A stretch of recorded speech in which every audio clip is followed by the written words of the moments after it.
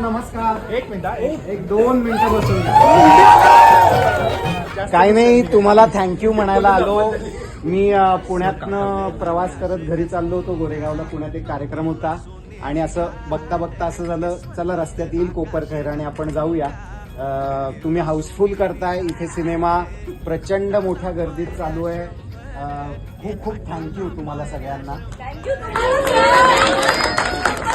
कसा वाटतोय आतापर्यंतचा सिनेमा? कोण आवडतंय आतापर्यंत? बबन. पण मग तुमच्यात कोण आहे बबन?